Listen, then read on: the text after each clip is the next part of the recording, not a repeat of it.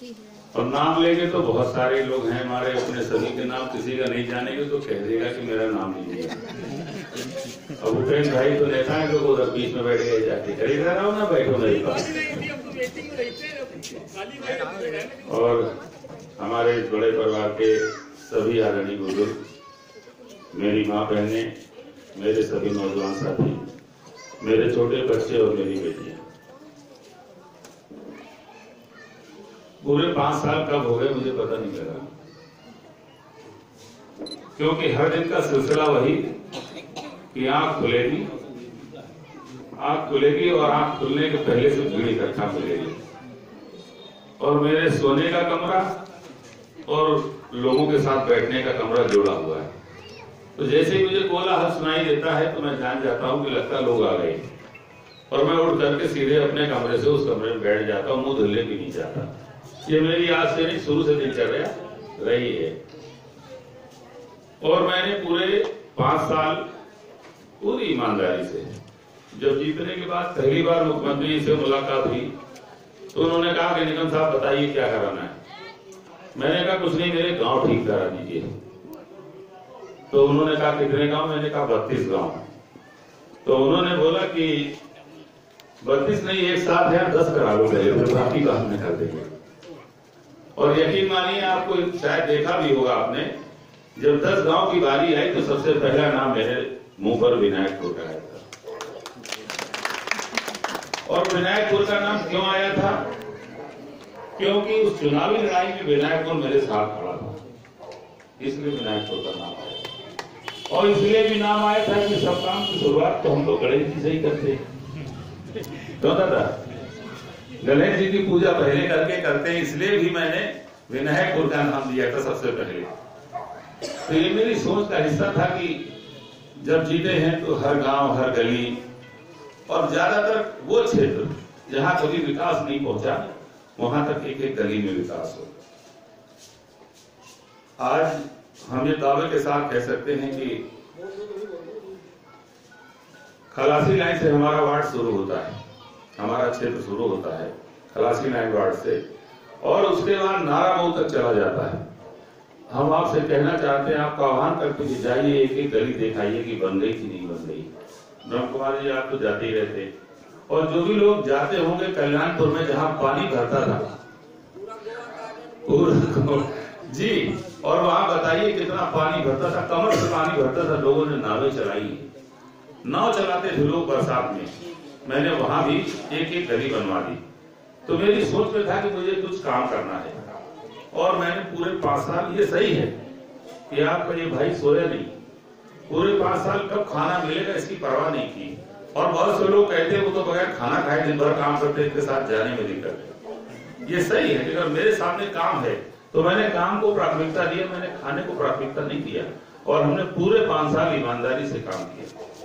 कोई आपसे नहीं कह सकता कि हम किसी के एक पैसे के गुनहगार, हमने किसी का एक पैसा नहीं खाया।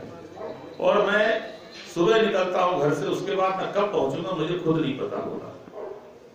और बहुत सारी ऐसी बातें, जैसे कि हमारी एक ही बेटी है, आप लोग चाहते हैं, मेरी बेटी ने कहा कि फैशन डिजाइनिंग का कोर्स करना चाहते, हम फैशन डिजाइनर बनना चाहते।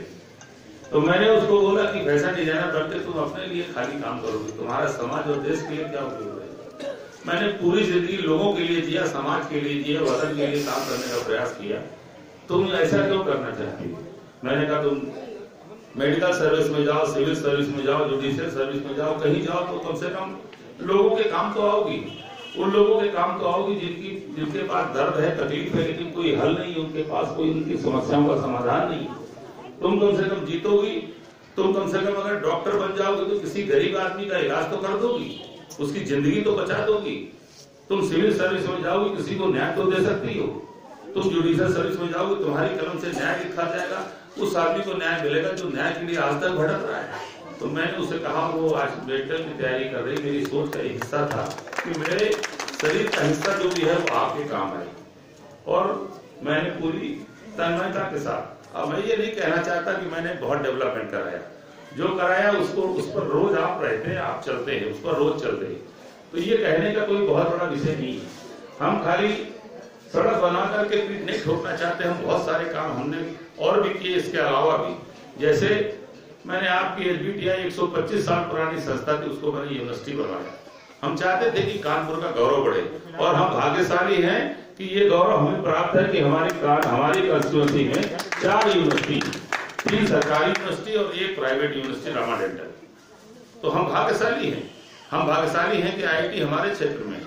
हम भाग्यशाली हैं मेडिकल कॉलेज मेरे क्षेत्र में है। हम भाग्यशाली हैं कार्डियोलॉजी, कैंसर इंस्टीट्यूट जैसे बड़े और पॉलिटेक्निक जैसी बड़ी संस्थाएं मेरे क्षेत्र में है।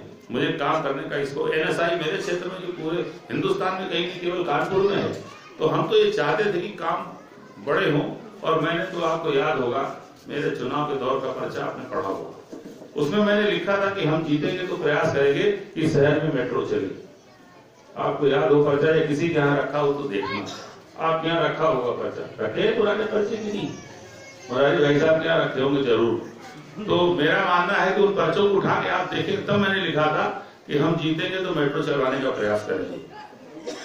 मेरे बहुत से साथियों ने कहा ये बहुत बड़ी बात आपने लिख दी है, और चुनाव आप विधायक कर रहे, मेट्रो की बात कर रहे, बहुत बड़ी बात है।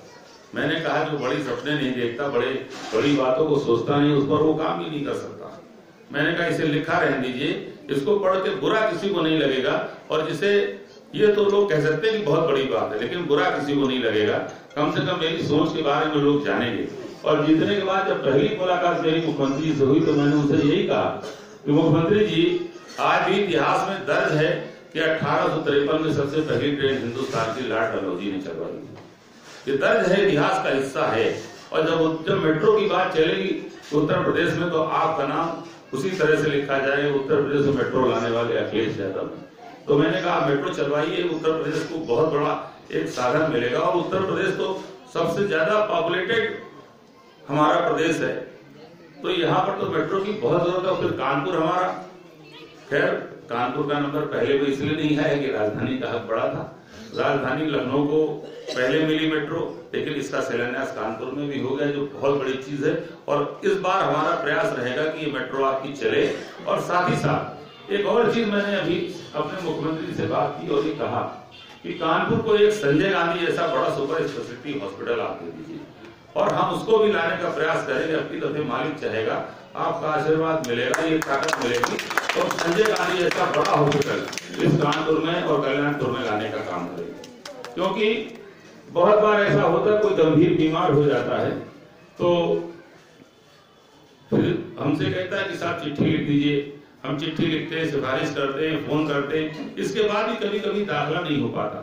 आदमी भटकता है, परेशान। या दाखिला हुआ तो 4 दिन बाद हुआ, तो 4 दिन आदमी भटकता रहता है।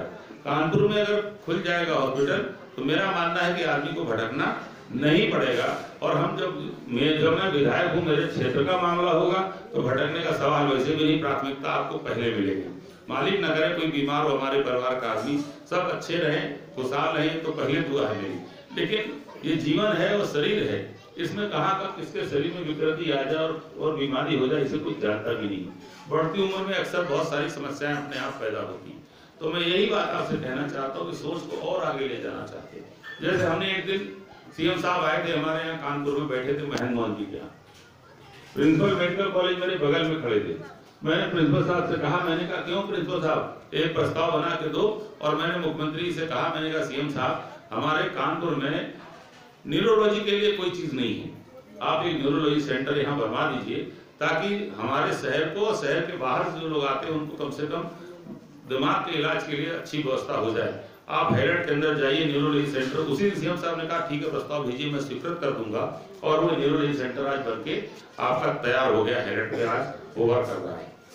तो ये ऐसी चीजें मैंने उस क्षेत्र में भी काम किया।